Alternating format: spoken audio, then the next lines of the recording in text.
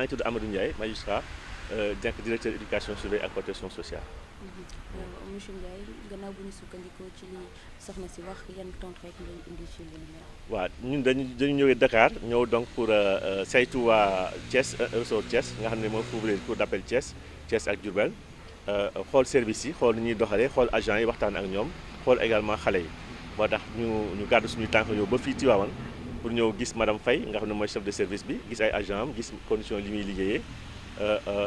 defal ko également encouragé ko si liggéey bu métti bi nga xam ne mu ngi koy def mais liggéey bu am solo bi nga xam ne mu ngi koy def moo tax tey vraiment ñu jógee Dakar ba Thiès jógee Thiès ñëw fii Tivaouane pour vraiment xool madame Faye ni muy liggéey. ñu seetlu ne Tivaouane lu ci mel ni banditisme dafa xaw a yokku jamono yi lu waral loolu. waaw banditisme moom yokkom phénomène la boo xam ne ñu ngi ko constaté vraiment du Tivaouane rek gox yu bëri ñu ngi koy ñaawlu te phénomène de société la te loolu ñun du ñu tiital ndaxte ñun éducation surveillée et protection sociale loolu mooy suñu liggéey maanaam jël prendre en charge affaire délinquance ak yeneen voilà donc moo tax ñun am nañ ay jumtuwaay am nañ personnel boo xam ne dañ leen former bu baax donc loolu mooy seen cœur de métier am nañ ay infrastructures yoo xam ne également mun nañ prendre en charge délinquants yooyu donc te mun leen jël si prévention maanaam wolof bi nag xaw na kii mais prévention mooy vraiment peut-être gàttandu ko voilà ensuite saytu ko jël ko en charge ba nga xam ne effectivement xale bi dina si am intérêt famille yi dinañ seen xel dina dal communauté bi également dina am jàmm donc loolu mooy liggéeyu éducation surveillée te loolu maa ngi féliciter vraiment AEMO Tivaouane si déjà ni mu identifier problématique yooyu ak ni mu koy jëlee en charge. waaw bâtiment yi moom xaw na doy waar mais heureusement que président Macky Sall dafa jël projet boo xam ne mooy ñu ngi ko tuddee PROMIJ projet de modernisation des infrastructures judiciaires boo xam ne 250 milliards la 25 milliards par an sur 10 ans pour tabax bépp infrastructure boo xam ne bokk na ci ministère de la justice muy tribunal muy prison muy également centre éducatif mooy fi ñu téye xale yi nga xam ne daneen bëgg a sàmm te ci constitution tribunaux yi tribunal bu ñu tabax bu bees bu nekk ñun suñu service AEMO am na ci place donc c'est prévu dans les projets de construction moo tax tribunal boobu bu paree AEMO bi day déménager dem foofu ci tribunal bi voilà. alors monsieur est-ce que am ngeen en terme de chiffre li nga xamante ne rek moo nekk ci département bi ci ay xale yoo xamante ne dinañ. bon chiffres yi Tivaouane yi nag maîtriser ma ko peut-être loolu peut-être madame Faye dañ ko waroon njëkk a posé. voilà donc bu fekkee mën nga permettre ko moom mu répondre si. mais déjà ñun am nañu moyen boo xam ne moo ñu permettre ñu collecter données yi collecter information yi traiter ko au niveau central projeter ko au niveau central pour ñu xam gox bu nekk muy département muy commune muy région muy ressort ñaata xale ñoo fa nekk.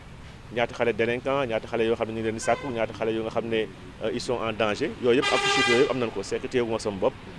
mais madame Faye pour Tivaouane mën na la jox chiffres yooyu. alors nous sommes venus aujourd'hui donc nous imprégner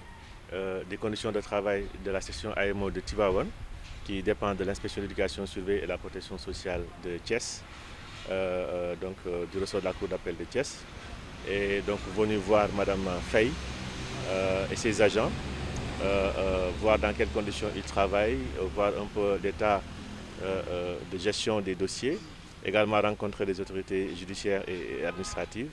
Et donc c'était pour nous en tout cas un engagement extrêmement important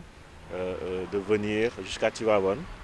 parler avec madame Faye dans ses locaux, voir comment elle travaille et dans quelles conditions elle est. Voilà. Une montée de la délinquance a été constatée à Tivaouane. Alors, d'après vous, qu'aurez-vous pour cette chose? Bon, l'augmentation de la délinquance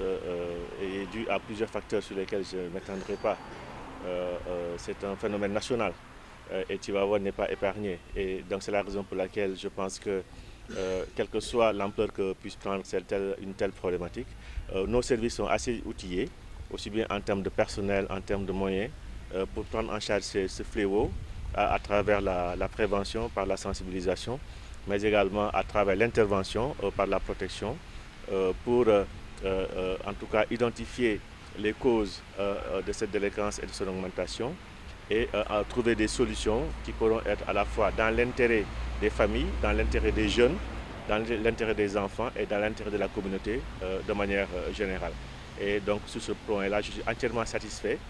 du travail qui est abattu par le service, la section AMO de Tivaouane, sous l'égide bien entendu de la coordination AMO de Tivaouane, de qui elle dépend.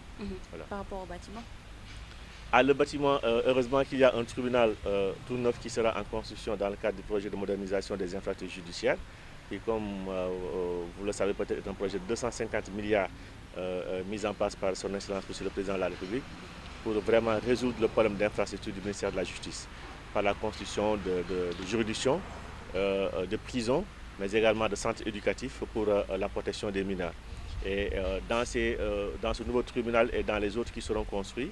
nos services AMO, qui sont localisés au niveau des juridictions, ont toujours été prévus pour être localisés au sein de ces juridictions-là. Et donc, je présume effectivement que lorsque le tribunal sera achevé, effectivement, l'AMO intégrera le nouveau tribunal, le nouveau bâtiment. waaw mën nañu wax ni ci année 2022 am nañu prise en charge totale AMO Tivaouane, c'est 474 enfants. ci 474 yooyu li ci ëpp nag ci wàllu gàmmu yi ak ziar yi ak gàmmu yi nga xam ne dina événement muy Ndiassane muy Tivaouane muy Pire yooyu yëpp bu ñu ko boole daal mooy 474 enfants yi nga xam ne moom la ñu jël. suñu liggéey nag li ci gën a ëpp ci nombre boobu mooy xale yi nga xam ne ci gàmmu yi la ñu ne ñuy liggéey ñetti fan ci gàmmu, surtout gàmmu Tivaouane, pour accompagner jël xale yi nga xam ne dañuy réer ba dañ nga xam ne seen waajur dañu échappé na seen waajur ñu mën leen a téye garder leen jàppale leen ba seen waajur feeñ ñu delloo leen teg ko ci seen loxo. Donc la prise en charge totale pour l'année 2022, ça s'élève à 474 enfants pris en charge par l'AMO de Tivaouane. Donc parmi ces 474, il y a le Gamou de Tivaouane de l'année 2022, on avait 307 enfants récupérés et pris en charge. À Ndiassane, on n'avait que 5, mais quand même, donc la prise en charge totale des Gamou s'élève à 311 enfants. Donc le reste, c'est des enfants en conflit avec la loi et des enfants en danger. L'objectif de cette tournée, c'est de rendre visite, faire une visite décentralisée au niveau des services, d'être en contact direct avec les réalités du terrain. C'est une visite qu'on avait besoin. Nous, en tant que chef de service et agent, nous avons besoin de cette visite parce que ça va nous permettre que l'autorité centrale puisse connaître les difficultés et les avantages ou bien les contraintes que nous rencontrons tous les jours au niveau de notre travail. Quel constat a été fait ici au niveau de Tivaouane exactement? Au niveau de l'AMO. Donc l'AMO est bien connu au niveau de l'AMO pour la prise en charge surtout des enfants, notamment les talibés. Chaque fois qu'un talibé est égaré, la police ou bien les forces de sécurité l'amènent directement au niveau de l'AMO pour sa prise en charge. De même que les enfants en conflit avec la loi et les enfants qui sont victimes et les enfants témoins. Côté infrastructure, ça ne fait pas tellement parce que l'état du bâtiment... Voilà, comme vous le constatez, l'état du bâtiment est vétuste. Et nous, à notre niveau, on est à l'étroite avec 2 bureaux seulement pour 4 agents et en plus d'un magasin. Donc peut-être avec le nouveau tribunal, on compte y installer et Inch'Allah, peut-être ça va changer. Voilà. Assalamu alaikum. Donc ñu ngi rafetlu teewaay bi di magnifier également visite bi tey parce que lii dañ ko yàgg soxla lu ñu yàggoon a bëgg la lu ñu doon xaar la ci autorité bi mu ñëw xam fan seen condition la ñuy travailler parce que à lointain rek du ñu xam donc lii macha allah lu am solo la ñuy ñëw de temps en temps di xool si nit ñi nu ñu toogee nan la ñuy liggéeyee ak yan condition la ñuy liggéeyee yan difficulté la ñu am ak lan mooy avantage bi. ban jàngat rek ngeen def fii ci Tivaouane. Tivaouane nag nekkoon na dëkk bu xaw dal ci gis-gis parce que dëkku diine la waaye defe naa ne am na lu ñu noté temps yi mu changé muy délinquance bi nga xam ne juvénile bi dafa temps yi dafa jóg ak doole ñu remarqué ni avec Jakarta yi bi mu fi installé ba léegi phénomène de délinquance bi dafa yokk ak li nga xam ne mooy xale yi nga xam ne dañu leen di violenté soit mun ñu nekk ay viol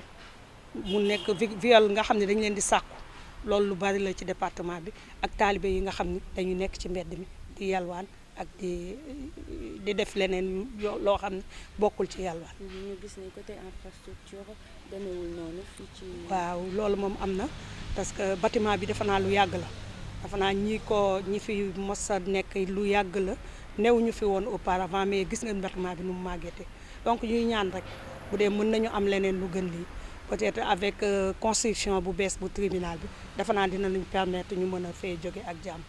voilà. C'est parfait. Alors